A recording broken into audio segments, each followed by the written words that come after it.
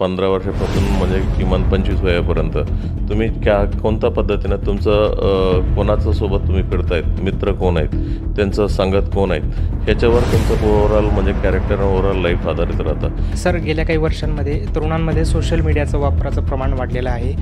यामुळे अनेक सारे गुन्हे देखील घडत आहेत. तर सोशल मीडिया, क्राईम आणि यंगस्टर या संदर्भात तुम्ही काय सांगता? सर, जळगाव जिल्ह्यात अपघाताच्या घटनांमध्ये वाढ होते. खरं तर प्रशासनाकडनं देखील अपघातांच्या संख्या कमी करण्यामध्ये प्रयत्न केले जात आहे. खरोखर म्हणजे जळगावमध्ये एक मोठा प्रॉब्लेम ही अपघाताचा विषय झालेला आहे. पूर्ण मागच्या वर्षी पूर्ण वर्षभरात 509 अपघाताचा मृत्यू झालेला आहे. जळगाव जिल्ह्यामध्ये गावठी कट्टे आढळण्याचं देखील प्रमाण वाढलेलं आहे. अवैधरित्या गावठी कट्टे बाळगले जात आहेत. या संबंधीचा मुद्दा पाचोऱ्याचे आमदार किशोरप्पा पाटील यांनी नियोजन समितीच्या बैठकीत देखील उपस्थित केला होता. महत्त्वाचा प्रश्न तो म्हणजे सायबर क्राईम संदर्भात. जळगाव जिल्ह्यात सायबर क्राईम संदर्भात अनेक घटना घडलेल्या आहेत. अगदी लाखो रुपयांच्या फसवणुकीच्या घटना आता समोर येत आहेत. जे काही मोठ्या रक्कम गेलेलं आहे हे सर्व सुशिक्षित लोक आहे आणि समाजामधलं खूप चांगलं पोझिशनमधलं आहे. जळगाव जिल्ह्यात मागील काही काळात ज्या काही घटना घडल्या गुन्हेगारी संदर्भात, त्यामध्ये तरुणाईचा काही प्रमाणात सहभाग आढळून येतोय. म्हणजे नेमका तुम्ही सोशल मीडियावर अनोळखी माणसासोबत कोणी बोलायचं नाही, खास करून यंगस्टर्स आहे ज्याला पूर्ण गोष्टीचा समज नाही. नमस्कार, मी चंद्रकांत दुसाने, सुवर्ण खानदेश लाईव्ह न्यूजमध्ये आपल्या सर्वांचं स्वागत. आजच्या आपल्या कार्यक्रमाचे पाहुणे आहेत ते म्हणजे जळगाव जिल्हा पोलीस दलाचे प्रमुख IPS अधिकारी डॉक्टर श्री महेश्वर रेड्डी.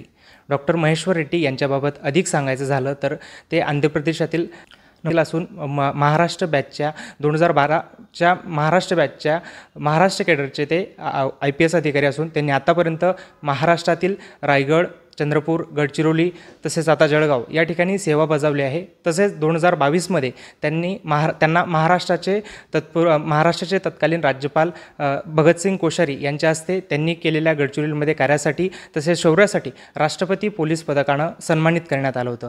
तसेच जानेवारी 2025मध्ये महाराष्ट्रातील 9 IPS पोलीस अधिकाऱ्यांचा पदोन्नती करण्यात आल्या. यामध्ये डॉक्टर महेश्वर रेड्डी यांचा समावेश आहे.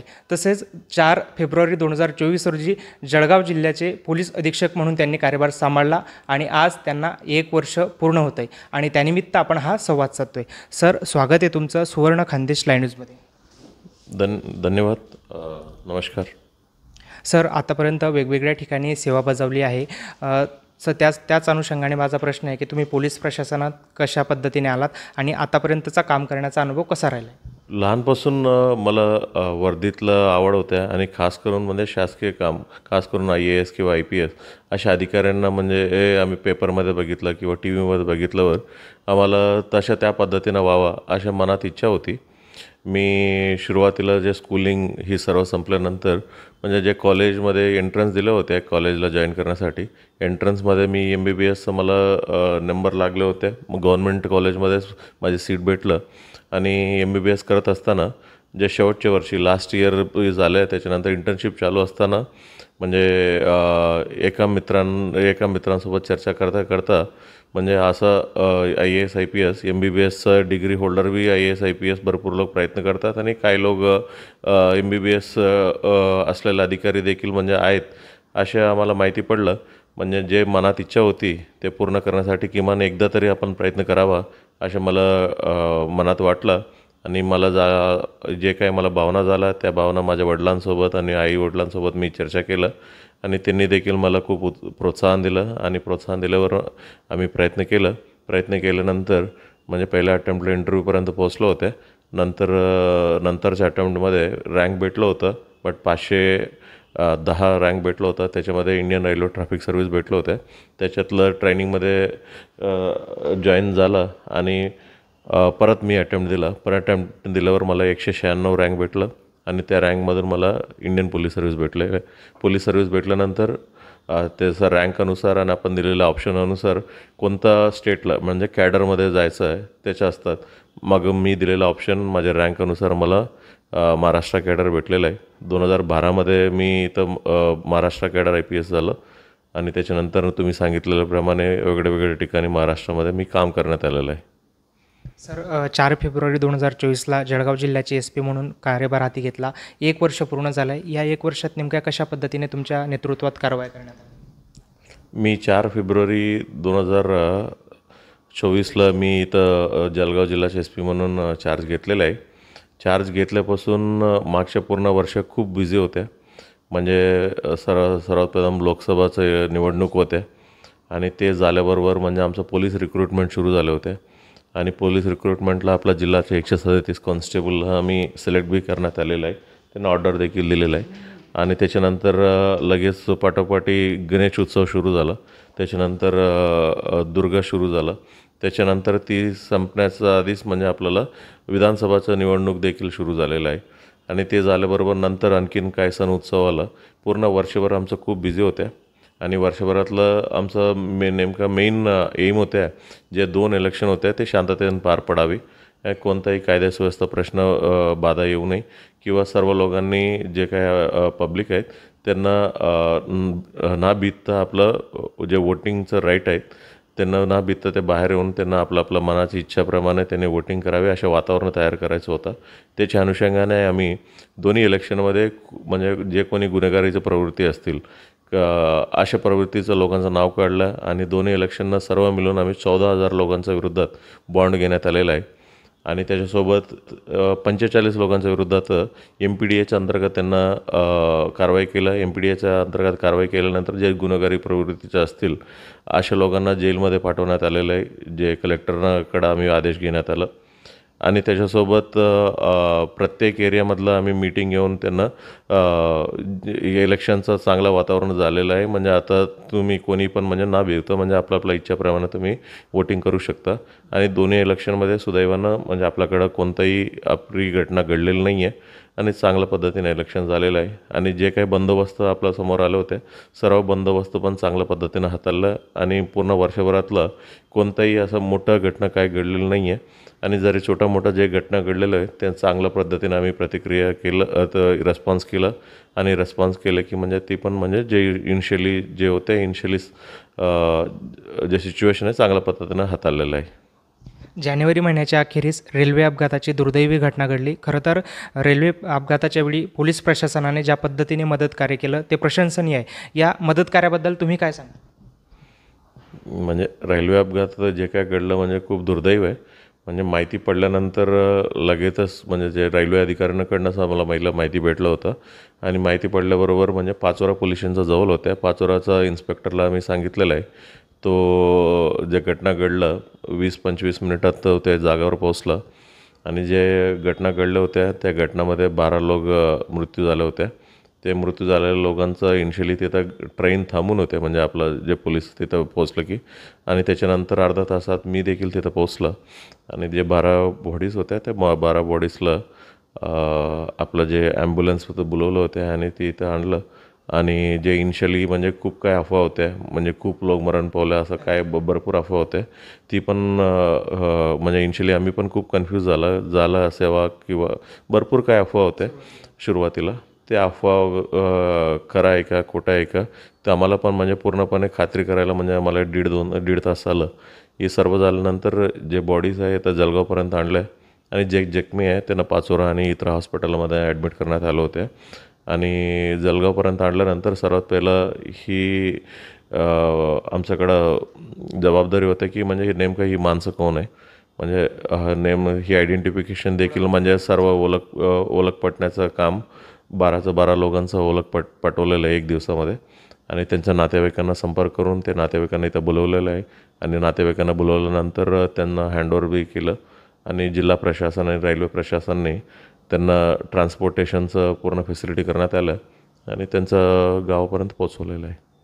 सर, जळगाव जिल्ह्यात अपघाताच्या घटनांमध्ये वाढ होते. खरं तर प्रशासनाकडनं देखील अपघातांच्या संख्या कमी करण्यामध्ये प्रयत्न केले जात आहेत, मात्र अपघात थांबत नाहीत. हेल्मेट सक्तीचा देखील निर्णय घेण्यात आला आहे. तर हे अपघात कमी व्हावे यासाठी प्रशासनाने कशा पद्धतीने काम केलं पाहिजे, तुम्ही संबंधित यंत्रणेला कशा पद्धतीने आदेश द्याल आणि नागरिकांनी काय काळजी घेतली पाहिजे? खरोखर म्हणजे जळगावमध्ये एक मोठा प्रॉब्लेम ही अपघाताचा विषय झालेला आहे. पूर्ण मागच्या वर्षी पूर्ण वर्षभरात 509 अपघाताचा मृत्यू झालेला आहे लोक आणि त्याच्यामध्ये खास करून आपल्या जिल्ह्यामधलं 5 हायवेज आहे म्हणजे बाकी जिल्ह्यापेक्षा सर्वात जास्त हायवेज असलेले जिल्हा आहे आपल्या जिल्ह्यावर आणि ते 5ही हायवेजमध्ये जर अभ्यास केलं जास्त करून 2 व्हीलरवरती म्हणजे कोणाचे बी असो 4 व्हीलरवाल्यांचं असो किंवा कोणाचं असो जास्त करून 2 व्हीलरवाले जे हायवेवर जात आहे अशा लोकांचं अपघात झाल्यामुळे मृत्यू झालेला आहे. म्हणून मग मी ती कमी करण्याचं एक नियोजन म्हणून किमान हायवेवरती आम्ही हेल्मेटच्या सक्ती करण्याचं आम्ही कारवाई सुरू केलं आणि 2 महिन्यापासून आम्ही लोकांना जनजागृती करत आहेत आणि इथलं प्रतिष्ठित नागरिक देखील त्यांनी आवाहन करायला लावलं. म्हणजे त्यांना आम्ही रिक्वेस्ट केलं की त्यांनी देखील आवाहन केलेलं आहे. आणि त्याच्यानंतर म्हणजे ज्या ठिकाणी म्हणजे वारंवार अपघात होत आहेत त्याला ब्लॅक स्पॉट्स म्हणतात. म्हणजे मागील 2-3 वर्षात जास्त अपघात झालेला आहे. ही सर्व लोक आम्ही पूर्ण जिल्हाभरातला ब्लॅक स्पॉट्स आम्ही आयडेंटिफाय केलं. ते सर्व ब्लॅक स्पॉट जवळपास 100 ब्लॅक स्पॉट्स आहे आणि त्या ठिकाणी म्हणजे काय केलेच म्हणजे आपल्याला ती अपघाताचं प्रमाण कमी होऊ शकतं ते देखील अभ्यास केला. म्हणजे काही ठिकाणी सिग्नल लागते, काही ठिकाणी जे क्रॉसिंग असतील ते क्रॉसिंग क्लोज करायचं असतं, काही ठिकाणी स्पीड ब्रेकर लागते, काही ठिकाणी स्पीडचं रेग्युलेशन लागते. ही सर्व गोष्टीचं रेकमेंडेशन आम्ही पूर्ण अहवाल तयार केलं आणि जिल्हाधिकारी महोदयाला दिलेलं आहे आणि सर्व संबंधित डिपार्टमेंटला मीटिंग बोलवणार आहे. आणि DPDCमध्ये देखील म्हणजे त्यांनी पालकमंत्री महोदयांनी काय पैसे दिलं त्या ठिकाणी रंबलर्स लावलं आहे. म्हणजे हायवेवर म्हणजे नेमका स्पीड ब्रेकर लावता येत नाही, रंबलर्स लावता येईल. त्या ठिकाणी रंबलर्स लावण्याची कारवाई चालू आहे. अजूनही असं स्पेसेस आम्ही आयडेंटिफाय करून म्हणजे ते संबंधित डिपार्टमेंटकडनं मदत घेऊन म्हणजे ओव्हरऑल अपघाताचं प्रमाण कमी करण्याचा आमचा प्रयत्न चालू आहे. सर, जळगाव जिल्ह्यामध्ये गावठी कट्टे आढळण्याचं देखील प्रमाण वाढलेलं आहे. अवैधरित्या गावठी कट्टे बाळगले जात आहेत. या संबंधीचा मुद्दा पाचोऱ्याचे आमदार किशोरप्पा पाटील यांनी नियोजन समितीच्या बैठकीत देखील उपस्थित केला होता. तर यासाठी जळगाव जिल्हा पोलीस प्रशासनाकडनं विशेष मोहीम राबवण्यात येईल. गावठी कट्टा म्हणजे वाढलं असं म्हणता येत नाही. म्हणजे गावठी कट्टा वापरून जे घटना काही तेवढं 2-3 घटनाच घडल्या होत्या ओव्हरऑल वर्षभरातलं. बट आम्ही स्वतःहून म्हणजे प्रोॲक्टिव्हली आम्ही पकडलेल्या गावठी कट्ट्याचं संख्या वाढलेलं आहे. म्हणजे त्याचा अर्थ ही नाही की म्हणजे इथं जास्त वाढलं. म्हणजे आम्ही प्रोॲक्टिव्हली गोपनीय माहिती काढून किंवा गुन्हेगारांना वारंवार शोधून त्यांच्याकडनं आम्ही कारवाई केलेलं आहे. ओव्हरऑल वर्षभरातलं 68 कारवाई केलं आणि त्याच्यामध्ये जवळपास 100 देशी कट्ट्याला आम्ही जप्त करण्यात आलेलं आहे. म्हणजे आपला जळगाव जिल्ह्याचा नेमका प्रॉब्लेम असा आहे, आपलं बॉर्डरवरती जे उमरटी गाव आहे, जे मध्य प्रदेशमधलं बदवानी जिल्ह्यात आहे, ती गाव आपलं एकदम बॉर्डर लागूनच आहे. तिथं काही समाजाचं लोक म्हणजे खूपच वर्ष म्हणजे 40-50 वर्षापासून म्हणजे हीच काम करत आहेत आणि ही लोकांनी म्हणजे पूर्ण देशभरात त्यांनी सप्लाय करण्याचं आहेत. जरी इकडं म्हणजे इझिली म्हणजे ॲक्सेस एकदम जवळ असल्यामुळे म्हणजे लोकांना इझी ॲक्सेस भेटत आहेत आणि लोक म्हणजे इथपर्यंत आणत आहेत. जरी काही ठिकाणी आम्ही इन्व्हेस्टिगेशन केलं, त्यांना काय काम नाही आहे तरी देखील इकडं काय लोकांना बघून आपल्याकडं बी राहिलं की चांगलं राहील अशाच शौकमधून काही मुलं वगैरे बी आणलेलं आहे. म्हणजे असा इझी ॲक्सेसमुळे त्यांना आणलं. आम्ही वारंवार कारवाई केल्यामुळे काही वातावरण झालं म्हणजे असं आपल्याकडे जरी हा वेपन बळकावलं की पोलीस कारवाई करतील अशा लोकांचं मनात देखील मेसेज गेलेला आहे. म्हणजे आम्ही जास्त कारवाई केलं की म्हणजे असं आपल्याला विनाकारण काही वेपन ठेवायचं नाही आहे असे देखील मेसेज गेला. जे गुन्हेगार असतील, जे अशा वेपनमधून काही गुन्हे घडू शकतील अशा गुन्हेगारांना आम्ही वारंवार चेक केलं. अशा गुन्हेगारांकडनं वारंवार चेक केल्यामुळे पण भरपूर वेपन आम्ही रिकवर केलेलं आहे. म्हणजे त्यांचं घर असतील, त्यांना अचानकपणे सरप्राईजमध्ये चेक करणं, ही सर्व गोष्टी देखील आम्ही करतायत. म्हणजे वाढ झाला असं म्हणता येत नाही, बट जे काय आहे आम्ही प्रोॲक्टिव्ह केल्यामुळे जास्त वेपनचं रिकव्हरी झालेलं आहे. महत्त्वाचा प्रश्न तो म्हणजे सायबर क्राईम संदर्भात. जळगाव जिल्ह्यात सायबर क्राईम संदर्भात अनेक घटना घडलेल्या आहेत. अगदी लाखो रुपयांच्या फसवणुकीच्या घटना आता समोर येत आहेत. या अनुषंगाने तुम्ही जिल्ह्यातील नागरिकांना काय आवाहन कराल की सायबर क्राईमपासून वाचण्यासाठी काय खबरदारी घेतली पाहिजे? सायबर क्राईमपासून आपला जळगाव जिल्हाचं किंवा कुठेही बाहेर बी असो म्हणजे नेमकं म्हणजे जे काही मोठ्या रक्कम गेलेलं आहे हे सर्व सुशिक्षित लोक आहे आणि समाजामधलं खूप चांगलं पोझिशनमधलं आहे. कोणी डॉक्टर आहे, कोणी ऑफिसर आहे, कोणी इंजिनियर आहे किंवा एक चांगला बिझनेसमॅन आहे. म्हणजे सर्व गोष्टी माहिती असलेले लोक, असे लोक देखील त्याच्यामध्ये फसवणूक होत आहेत. म्हणजे ज्याच्याकडे म्हणजे सर्व गोष्टी माहिती नाही बट त्याच्याकडे पैसा बी नाही आहे, त्या लोकांचं कमी पैसे गेलं. ज्याच्याकडे पैसे आहे म्हणजे रिटायरमेंटचं झालेलं लोक, अशा लोकांचं फसवणूक झालेलं आहे. आम्ही वारंवार म्हणजे सूचना देत असतो, म्हणजे आपलं माध्यमात थ्रू, मीडिया थ्रू पण देत असतो आणि स्वतःहून पण म्हणजे खूप पोस्टर बी लावलेलं आहे सगळीकडं. आणि त्याच्यानंतर शालेय महाविद्यालय तिथं जाऊन म्हणजे आपलं लोक देखील मार्गदर्शन करत असतात. म्हणजे नेमका तुम्ही कोणताही अनोळखी नंबरवरून फोन आला त्याच्यावर कोणी विश्वास ठेवू नये. आणि जरी कोणी सांगितलं कोणतंही ॲप्लिकेशन आता आपल्या मोबाईलवर कोणी डाउनलोड करू नये. अनोळखी नंबरवर खास करून व्हिडिओ कॉल आला ते बिलकुल कोणी घेऊ नका. म्हणजे आता मी एखादी मोडच सांगते आणि जे कोणी समोरचं चोर आहेत, म्हणजे आता मी एक मोडच सांगितलं की समोरचं चोर दुसऱ्या दिवशी दुसरं मोडच सुरू करतायत. बट ही एक आपल्याकडे लक्षात राहिलं पाहिजे की म्हणजे कोणी अनोळखी माणसासोबत आपलं पर्सनल डिटेल काही द्यायचं नाही. किती पण विश्वास पटला म्हणजे तरी म्हणजे आपलं पर्सनल डिटेल्स काय द्यायचं नाही किंवा त्यांनी काय पैसे पाठवलं, पैसे रिसीव करायला असं कोणत्याही भांगडीत कोणी पडायचं नाही. जरी कोणी काही ब्लॅकमेल बी केलं त्याला ना भिवता पोलिसांना जे लोकल पोलीस स्टेशन्स असतील त्याला पोलीस स्टेशनला अप्रोच करायचं आहे. तुम्ही कोणताही बहाणा म्हणजे आता मी एक एक एक एक पद्धतीचं सांगितलं, उद्या सकाळी दुसऱ्या पद्धत निघत आहेत. म्हणजे दर महिना म्हणजे त्यांचा काय जे ट्रीट करण्याची पद्धत वेगळ्या होत आहेत, बदलत आहेत. बट प्रत्येकाने ही लक्ष ठेवायला पाहिजे की म्हणजे असं बाहेर असे लोक भरपूर आहे आणि आपल्या मोबाईलवरती असे भरपूर कॉल्स येत आहेत. आणि कॉल्स आला की म्हणजे कोणतंही आपला पर्सनल डिटेल शेअर करायचं नाही. आपला मोबाईलमध्ये कोणताही डाउनलोड केल्यावर त्यांचं सांगण्यानुसार करायचं नाही किंवा आपण पैसा कोणाकडनं कोणत्याही बहाणात कोणाला पाठवायचं नाही. कोणी ब्लॅकमेल केलं की त्याचं भिवायचं नाही. आणि फॉर सपोज सर्व केल्यानंतर पण म्हणजे चुकून आपलं काही पैसे गेलं म्हणजे जे गोल्डन अवर म्हणतात, गोल्डन अवर म्हणजे त्यांनी पैसा तुम्ही पाठवल्यानंतर काय टायमामध्ये ते काय असते ते पोर्टल असतात, पोर्टलमध्ये असतात किंवा ते समोरच्यांचा बँकमध्ये असतात तो काढले नसतील, ते काढलं नसतील त्या गोल्डन अवरमध्ये जर आलं आपलं पोलिसांना अप्रोच केला म्हणजे आज झालं बरोबर लवकर अप्रोच केलं की म्हणजे ते पैसे आम्ही त्या ज्या अकाउंटमध्ये गेलं त्या तिकडं फ्रीज करणं शक्य आहे. आणि कोर्टाचं परमिशन घेऊन परत ही जे पैसे तिथं फ्रीज झाला आपला पैसे आपल्याला देण्यामध्ये पण मदत होऊ शकतं. आणि एक उदाहरणासाठी सांगते म्हणजे आता एक इकडचं एक व्यापारी आहे, त्यांना 1,12,00,000 काहीतरी पैसे त्यांचं ऑनलाईन फ्रॉडमध्ये झाले होते. त्यांनी समजल्याबरोबर पोलिसांना लवकर अप्रोच केलं. त्यांचा जवळपास 50 लाखापेक्षा जास्त पैसे त्यांचा ऑनलाईनमध्ये फ्रीज करण्यात आलेला आहे. म्हणजे ते लवकर आल्यामुळे ते शक्य झालेलं आहे. आणि दुसरं एक उदाहरण आहे म्हणजे 17 लाख रुपयाचं एक रिटायर्ड टीचर होते. त्यांचं टीचरनं पण असंच फ्रॉड झालं होते.